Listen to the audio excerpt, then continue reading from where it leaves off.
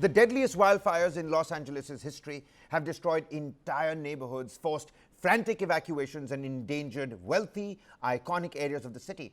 Firefighters continue to battle relentless winds and dry conditions, with containment still out of the reach. The sight of cherished landmarks, silhouetted by thick smoke and glowing orange skies, has left residents feeling newly vulnerable. While accustomed to wildfires, Angelenos have rarely faced such widespread destruction or so many blazes burning simultaneously near the urban areas. A fresh wildlife in the Hollywood Hills has put a densely populated region at risk. Other major wildfires in Pacific Palisades, along the coast, suburban Pasadena, and rural parts of the San Fernando Valley, all of these continue to rage on unchecked. And fear mounts as new smaller fires spark across the region, even as firefighters manage to extinguish many before that they have spread already. Now take a look at this. 5 wildfires are threatening communities across the Los Angeles area, spreading from the north, east, and the west. The most devastating blaze, the Palisades fire in the west of Los Angeles, has scorched over 17,000 acres as of early Thursday, according to CAL FIRE. Now, it has prompted evacuations along the Pacific Coast Highway, impacting areas like Pacific Palisades, Malibu, and Santa Monica. These regions are home to some iconic off-cliffside mansions, as well as tightly packed beachside neighborhoods. And to the east, you've got the Eaton Fire in the San Gabriel Mountains, north of Pasadena, and it has consumed more than 10,000 acres, destroyed hundreds of homes, and forced tens of thousands to evacuate. Now, whilst we're talking about the acres that have been left gutted, let's talk about the destruction as well. The Palisades fire, one of the biggest right now, has destroyed over 1,000 homes.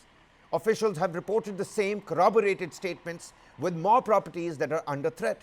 The fire has also devastated cherished landmarks, including Palisades Charter High School, known as the alma mater of numerous celebrities, and a filming site, a major one for shows like The Modern Family, which many of us have seen.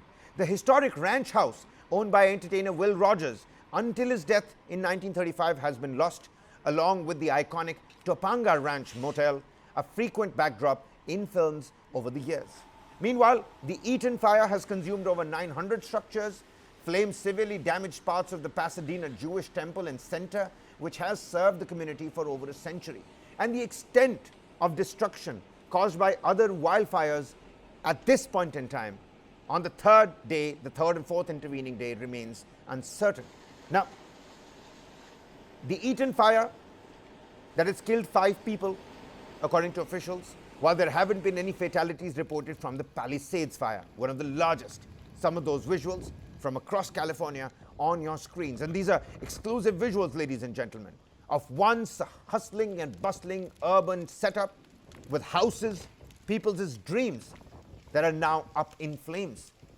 While there hasn't been any reported fatalities from the Palisades fire, some firefighters have suffered injuries whilst battling the blaze. And mind you, there have been a high number of significant injuries as well among people who did not evacuate their homes in time and when they should have, because of the fire, the Armageddon, what people are calling it, on the streets. Now, residents of Pacific Palisades have long urged officials to develop better fire preparation plans. When a wildfire swept through the community this week, chaos and gridlock ensued yet again. But the issue has been years in the making, with residents repeatedly warning about evacuation challenges in the fire-prone hillside neighborhoods. Similar traffic jams occurred during the 2 fires back in 2019 as well, which threatened homes and highlighted the risks posed by the area's limited escape routes. But we must ask the question, why the big fires all together at the same time? Well, that's because nestled on the bluffs in the foothills overlooking the Pacific Ocean, the Palisades offers privacy and scenic views, but faces constant wildfire threats due to its steep terrain and rugged landscape. Despite meetings and warnings over the last decade, including a 2020 message from community leaders to the Los Angeles City Council, concerns about evacuation bottlenecks remain unaddressed. As Los Angeles faces its most destructive wildfire season, critical questions, needless to say, arise. Are current fire preparations and evacuation plans adequate for high-risk areas like the Pacific Palisades? Who is going to be accountable for the delayed action on long-standing warnings about evacuation challenges? And how can cities now adapt to the rising intensity of wildfires driven by climate change? Some of those aerial visuals also on your screens. It began late at night. It was halted for a while, and then the aerial support began yet again. Meantime, let's quickly listen in to some reactions of the people on the ground, people that have left their homes, some of those firefighters as well, mind you, that are still battling and trying to tackle the blaze. Listen in. So the firefighters they've been really, really good to us, and they're under-resourced here because they're sending a lot of their troops to the front line. One of the firefighters told me, if I'm remembering correctly, they sent 500 engines to Topanga because that's where a lot of stuff is happening, and I'm grateful because that's where I live, and so I'm just grateful to know that there's a lot of people holding the line up there. But here they only have 2 engines for this whole neighborhood, and they're out of water. They ran out of water from the lines here, but they also don't have water in their trucks, and so they have been setting up pumps that go from the pools in the neighbors on either side of this house, and they've just been trying to keep it down. The fire's too big for 2 engines to be able to stop, but they're just trying to keep it down and prevent it from starting fires in the neighboring houses. It's Armageddon. I'm driving through a war zone right now, and I don't even know what to say. I'm speechless. I'm shocked. I'm just so sad for our devastated community. We lost 600 homes in the Woosley fire, one of which was mine, and now I don't even know how we're going to be able to recover from this. I just come from my family home where my mother lives. That was burned to a crisp, so that was the initial shock value, and then I came up to my home and same thing, it's completely dust. So I just had to see it with my own eyes to believe it. Take a look at this. These are some of those map visuals to help you better understand where exactly in Los Angeles is this happening. That Pacific Coast Highway, the scenic route, completely left gutted is what's happening. The Runyon Canyon Road also affected, as you can see on that particular portion. Now you've got the 2 big fires. That's of course the Palisades fire and the Eaton fire that we're talking about. This is exactly towards the western portion of Los Angeles. If we're talking about United States altogether, this is really the southwestern tip of California if one looks at it that way. How will people recover from this? It's an Armageddon, a next level shock. These are all words that people are now talking about. There you go, the North Carson Avenue as well, that's left affected. And Donald Trump, some of the media personnel questioned Donald Trump about what's happening with the wildfires that continue to rage on across California, specifically the Los Angeles and Ventura counties. Listen in to what the president-elect Donald Trump had to say. Well, it's very sad because I've been trying to get Gavin Newsom to allow water to cover. You'd have tremendous water up there. They send it out to the Pacific because they're trying to protect a tiny little fish, which is in other areas, by the way, called the smelt. And for the sake of the smelt, they have no water. They had no water in the fire hydrants today in Los Angeles. It was a terrible thing. And we're going to get that done. It's going to finally be done. I got it done from the federal side, and he didn't want to sign it, but it's not going to happen again like that. There's no reason. Can you imagine? You have farmers that don't have any water in California. They have plenty of water. They don't have a drought. They send it out to the Pacific, and it's crazy. So what's happening in California is a true tragedy. The situation looking barbaric at this point in time. Almost biblical is what people are saying at this point in time about the ash and flames that have upended life in Southern California. Time and again, we're telling you about the gridlock that ensued. And this is why we're trying to ask that question, whether this disaster was already years in the making. People left out, without their belongings, putting everything that they can inside their vehicles, trying to make a run for it. But then again, all the roads ended up being blocked. A gridlock was ensued because there was only the one road to move out of these wildfire-affected communities.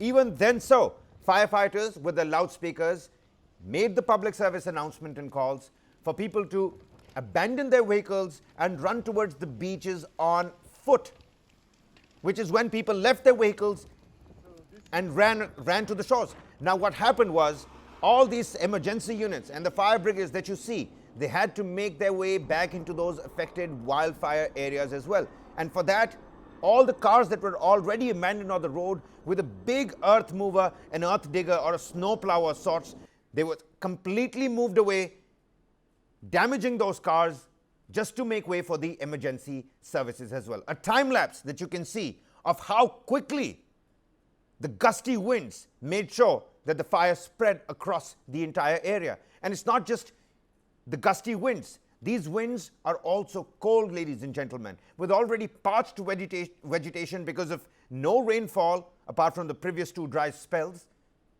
It's helping the fire propel forward. The winds are picking up the embers and igniting fresh fires, just like you can see. Some of these time-lapse visuals to better aid your understanding of how quickly the fire entirely engulfed and encompassed the area. We're looking at 17,000 hectares with the Palisades fire, and we're looking at almost above 10,000 hectares with the Eaton fire. Many of those homes, iconic landmarks, loved and cherished memories that have also been burnt because of this, ladies and gentlemen. That's also the wind movement we're looking at, the wind not coming in handy, moving towards Utah from what we're picking up according to the Cali weather website.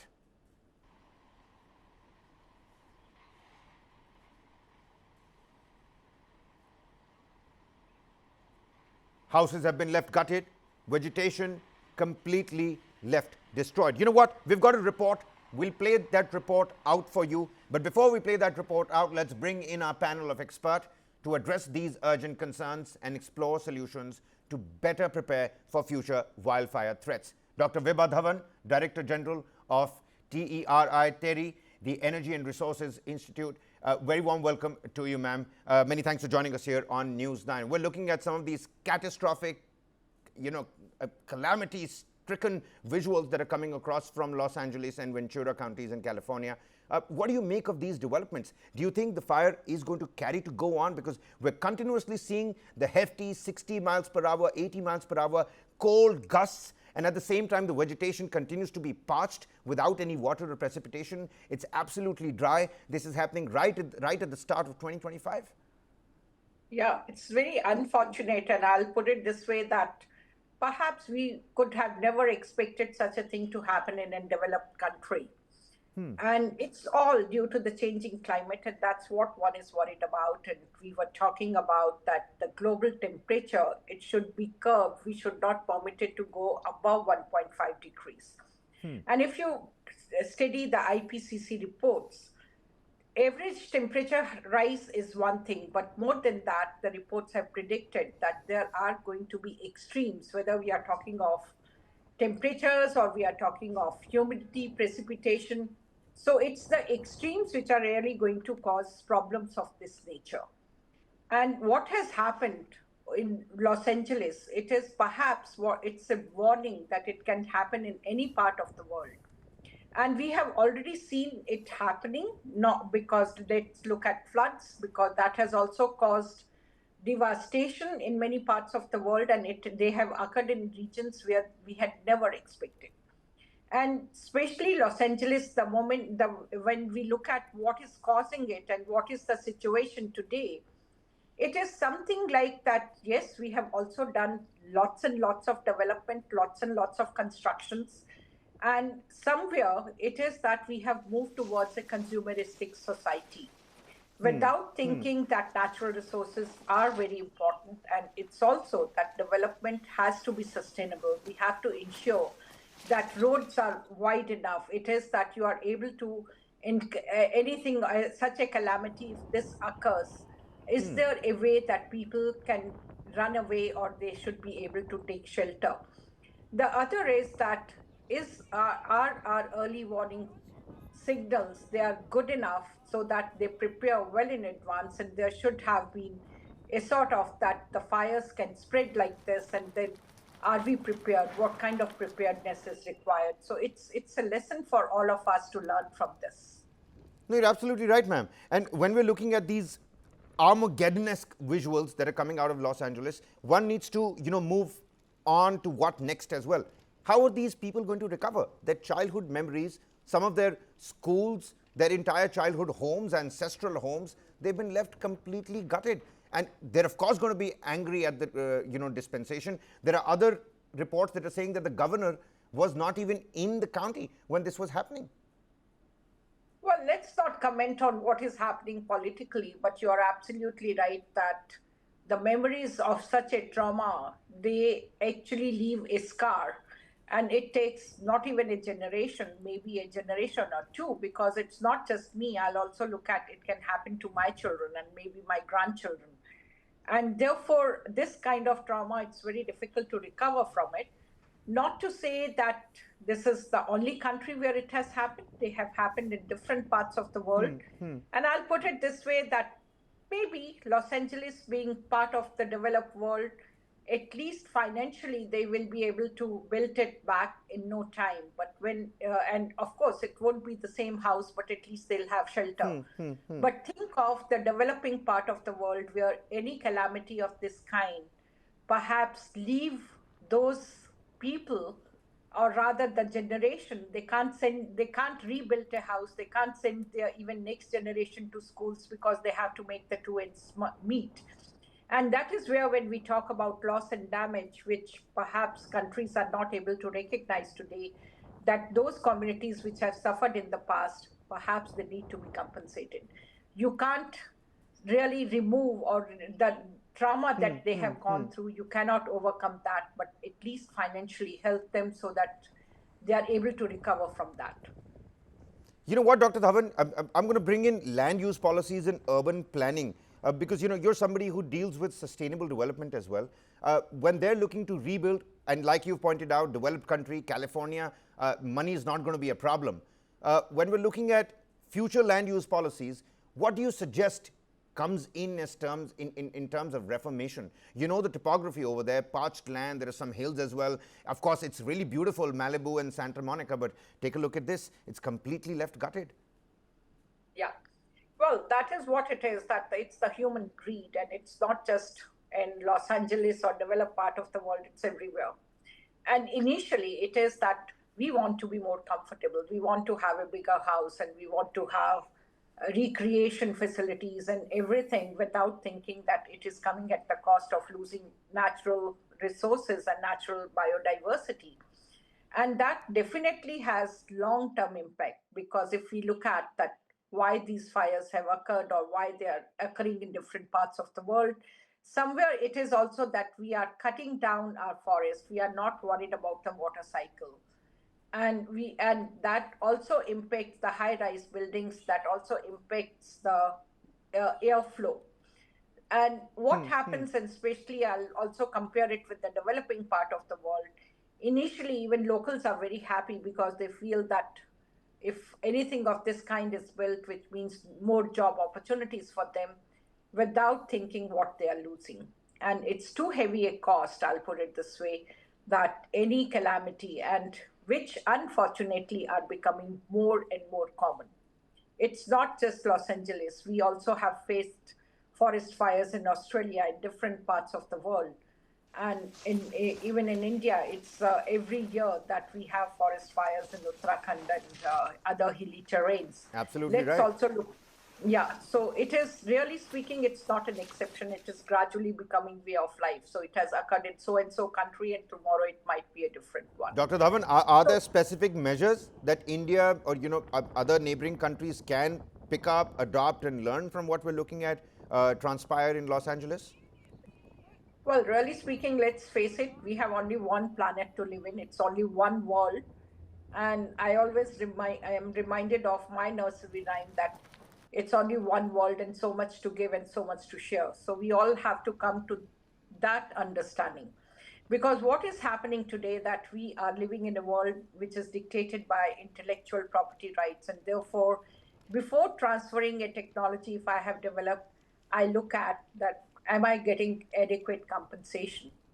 Let's realize that everyone is willing to adopt green technology, but where is the capex? And therefore, somewhere it is the developed part of the world which must ensure that developing countries also adopt those technologies.